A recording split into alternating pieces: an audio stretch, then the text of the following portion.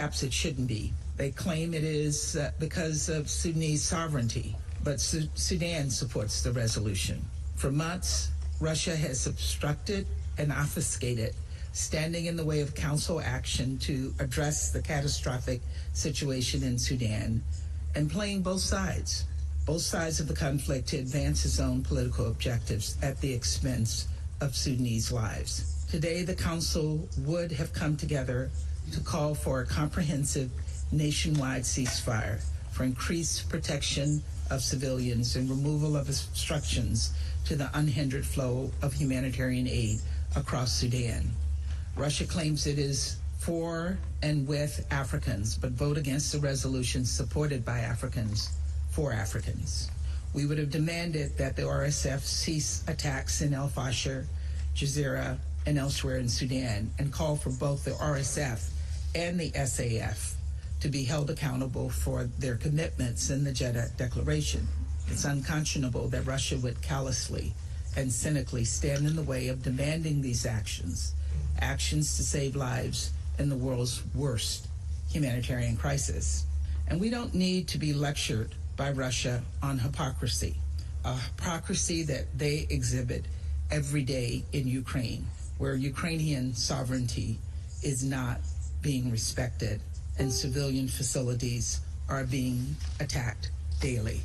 We're watching the situation closely and will continue to call out abuses and those who facilitate them, including clearly Russia. The Council must and should take action. We must continue to amplify the voices of Sudanese people who are calling for peace and prosperity, democracy and justice, and Russia can't stand in the way of that. That's Linda Thomas Greenfield, United States Ambassador to the United Nations.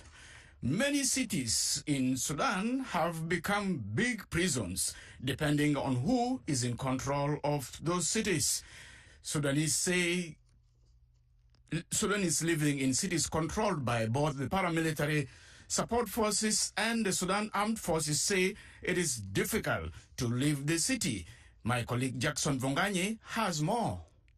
Dozens of Sudanese families have been displaced from Tuti Island, which is controlled by the Rapid Support Forces, to parts of Omdurman, which is under Sudanese army control. Many of the displaced suffer from malnutrition. Displaced father Mohammed Awad describes to Reuters News the miserable conditions at the shelter on Tuti Island they fled. There's no good food, and there are lots of diseases. There's no sleep, no safety. Even if you want to cook at home, you don't have the money to cover the cost of food. We used to depend on charity kitchens, but they closed. We have nothing to eat. Mohammed Awad and his family are among those who escaped Tuti Island in the Nile earlier this year amid a siege by the Rapid Support Forces after surviving for months on scarce food and the risk of disease. Sarah Siraj, who left Tuti Island with her 2 children, tells Reuters at the shelter that dengue fever had broken out in her village. Lately, dengue fever was widespread in Tuti Island. The epidemic was very widespread and hundreds of sick people. We used to have 6 or 7 funerals each day. All are old people. Food was bad. There was no food or medicine. Siraj says people waited in long lines to get 2 pills of Panadol for dengue fever at the shelter. She was one of them.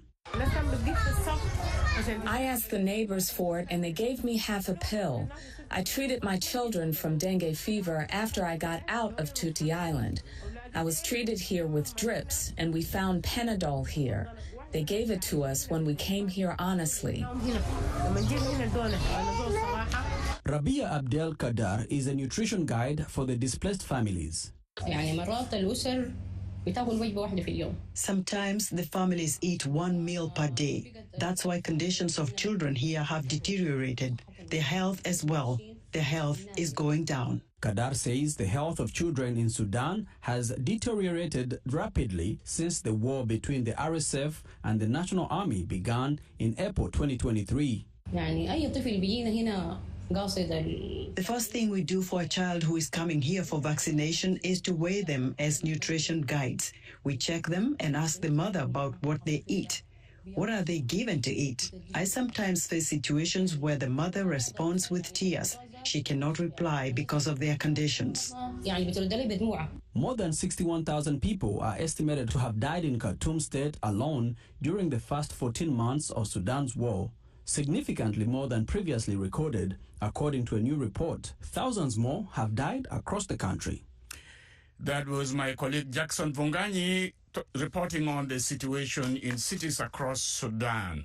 Russia vetoed a UN Security Council resolution on Monday calling for an immediate end to hostilities in Sudan, where a conflict between two rival generals are raging since April 15, 2023. A draft of the resolution prepared by Britain and Sierra Leone had called on both sides to immediately cease hostilities and begin talks on a national ceasefire. David Monda, a professor of political science at City University of New York, discussed with VOA's senior analyst Mohammed Al-Ashanawi the reasons behind the Russian veto. I think Russia is very much concerned with two things, with being excluded by virtue of this veto to its continual influence and support to the RSF, led by General Mohammed Dagalo Hemedti. Russia is concerned about losing its influence to other powers in the region, including the United States, including France, Turkey, that are also involved in the conflict.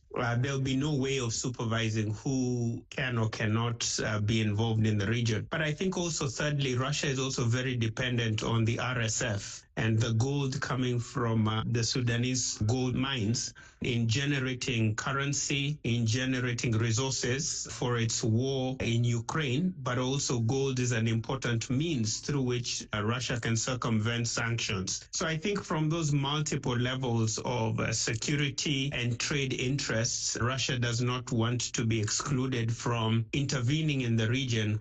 Also remembering that Russia is eyeing Sudan for a base on the Red Sea coast in Port Sudan. The draft had called on member states to avoid any external interference which foments conflict and instability, and urged all sides to respect an embargo against arms transfer. Sudan's army under Burhan has accused the United Arab Emirates of providing arms to the Paramilitary Rapid Support Forces, RSF, a charge rejected by Abu Dhabi. Will regional players at least stop interfering in the Sudan conflict? I definitely don't think so. Regional players have a direct interest in interfering in the Sudan conflict. Russia has tended to play its political game in Sudan very cleverly. At one time, it was hedging its bets in Sudan, providing support for the government on one hand, the Sudanese armed forces, but also using the Wagner Group when Yevgeny Prigozhin, the head of the Wagner Group, was still alive, to also give support through the United Arab Emirates to the rebels. So Russia was playing both sides. Russia benefits a lot from the gold trade. Sudan is one of the largest producers of gold on the continent. If Mohammed Dagalo Hemedti is able to become president, Russia will have an immediate ally. But also in terms of strategic goals, Russia is also very keen to have an influence and eventually probably a naval base, in Port Sudan on the Red Sea. So Russia does not want to lose that access and that influence through its proxies to support the RSF, but also its influence in terms of supplying arms to the Sudanese army.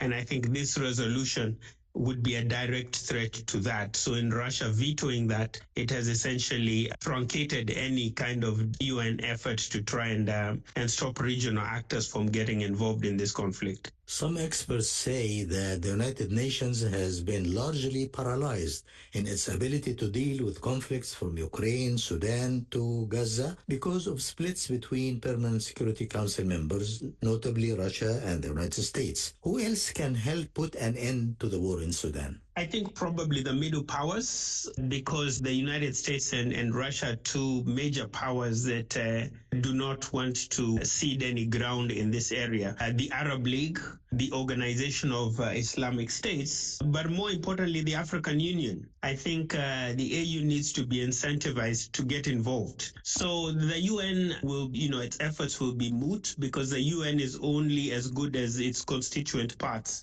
And if UN members are not willing to cooperate, if other regional organizations cannot do anything to bring these two belligerents, the two generals, to the negotiating table, I think we're going to see another long, drawn-out war. Particularly, this conflict is going to go on for a long time, not only because of the regional actors, but the fear from Khartoum with the Sudan armed forces that if Hemedti in any way is able to win, then there's a prospect that Darfur, the western part of Sudan, will want to secede and make its own country. And I think that is something that, the Sudan armed forces, will never live to want to see, because South Sudan has already broken off.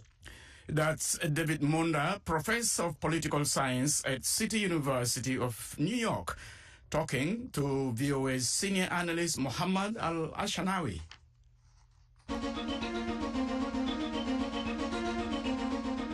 You're listening to South Sudan in Focus on the Voice of America. Coming up, UN Human Rights Commission pushes for justice in South Sudan. Find out why after the break.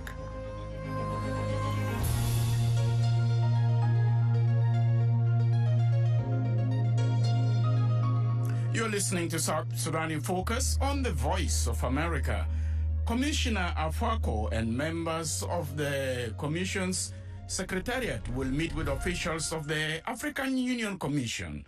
Its peace and security officials from the Commission on Human Rights are in the Ethiopian capital, meeting with African Union, the Intergovernmental Authority on Development, also known as IGAD, regional and international diplomatic corps, and civil society and humanitarian actors on the situation in Sudan. Commissioner Beni Afako says urgent steps are still required for establishing the hybrid court for South Sudan and strengthening domestic criminal justice system.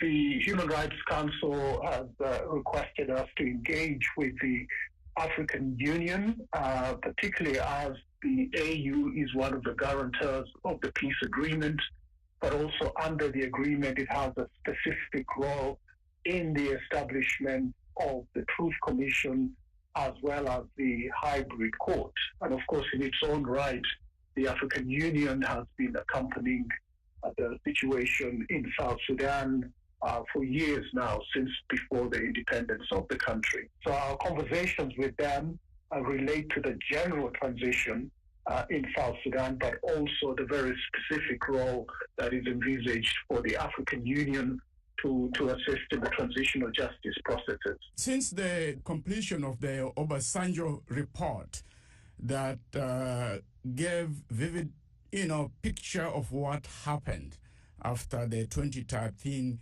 violence, there were some benchmarks, there were some recommendations that needed to be met. And one of the key recommendation was an establishment of sort of a hybrid court to bring perpetrators of crimes to book. This hybrid court has not been established, and it has become a ping-pong game between African Union and the government of South Sudan. If you ask the government of South Sudan, when are you establishing the hybrid court, they will say, oh, it's the African Union to take the lead. If you ask the African Union, they will tell you it is South Sudan to take the lead. What is your say in this stalemate? This is an issue that has concerned our commission since the establishment in 2016, that no entity appears to be taking full responsibility for the establishment of the court. In our view, the African Union can do more, and the government of South Sudan too should extend its cooperation to the commission so that they sit down and agree on the details. And most of the work has been done. There is already a draft statute of the hybrid court. What is left is simply the framing of the appropriate legislation. There is a requirement for the African Union to provide broad guidelines. Those are not very difficult to prepare. The two sides know very well what needs to be done to establish the court. So we believe that this is something on which both the AU and the government of South Sudan could move quite quickly. And it is important because since you referenced the Obasanjo report, one of the recommendations in the report is that there should be a holistic response to the violations in South Sudan. This means that no single measure or mechanism should be implemented without the other. For example, the Truth Commission will need to hear from victims and survivors and record their experiences, and also begin to make recommendations for how there should be a response of reparations. The reparation authority, therefore, needs to be up and running so that it can effectively do exactly that, respond to the collective and individual harms that have been occasioned by the violence in South Sudan, among others. You are dealing with an institution, the African Union, which is not known for really solving African problems. I mean, I would give you examples of conflicts around the continent where the African Union is tiptoeing around some of the issues there. And this is simply because African Union is premised on non-interference principles, meaning if Uganda is on fire, Kenya should not interfere, or vice versa. Or if South Sudan is having its own problems, Sudan should not interfere. And here is an institution charged with the responsibility of seeing justice administered in South Sudan. How do you see that mixture of interest impacting on the search for peace? In fact, it may be necessary to come to the defense of the African Union a little bit, because in 2002, when the African Union emerged from the previous Organization for African Unity, one of the things that is different about the African Union is that it moved away from the principle of non-interference to a principle of non-indifference. So under the Constitutive Act, the African Union is supposed to respond where there are circumstances of grave violations and serious crimes, including international crimes and genocide. I think it is with that in mind, in fact, that the Obasanjo report that you referenced earlier came about. The African Union sent a high-level commission to inquire into what happened. They documented it, and they have recommended, among others, the establishment of the Truth Commission and the hybrid court. I think that is also very much in part thanks to the work of that commission. But the test now is to bring it to the conclusion of what started with the Obasanjo report, to assist in establishing a hybrid court, to also assist South Sudan in ensuring that the ongoing violations, which our commission continues to document, begin to be prevented. So I agree with you that sometimes the African Union has been deficient in responding effectively to these crises, but that is not because of their mandate. Those may be deficiencies because of lack of resources or lack of will to confront member states.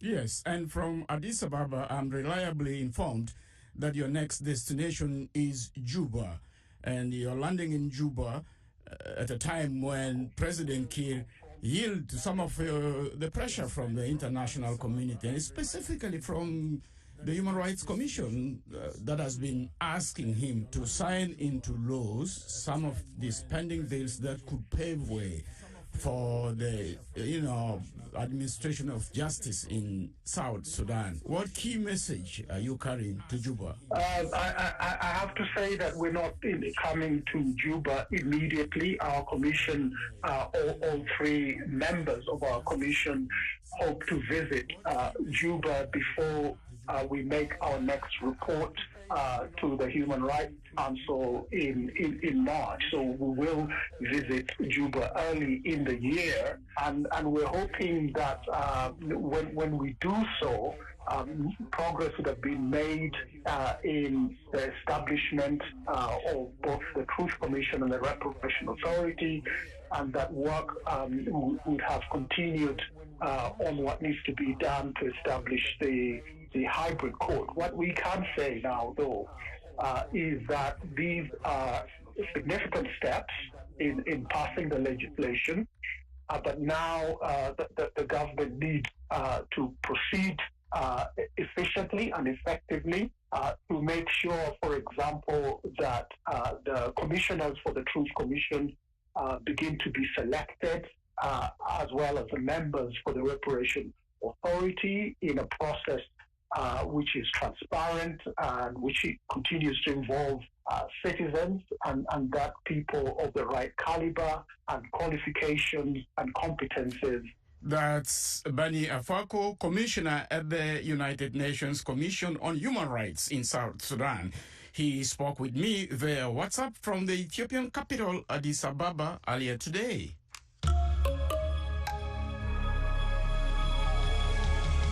Artificial intelligence was much discussed and demonstrated at the Africa Tech Festival in Cape Town, South Africa. Research shows that artificial intelligence has the potential to boost Africa's economy by $1.5 trillion by 2030. This is equivalent to half of the continent's current gross domestic product, also known as GDP. Vicky Stach reports from Johannesburg. Big names like Meta, Microsoft, and the United States government were on a keynote panel at this year's Africa Tech Festival in Cape Town.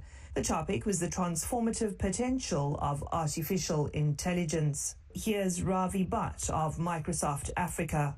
In the 15th century, when printing press was invented, did we know what was going to happen to the world after printing press? When electricity came in the 19th century, did we know at that point in time where is the world going to go? AI is that general purpose technology. These technologies come every 150 years, and when they come, they change the world forever.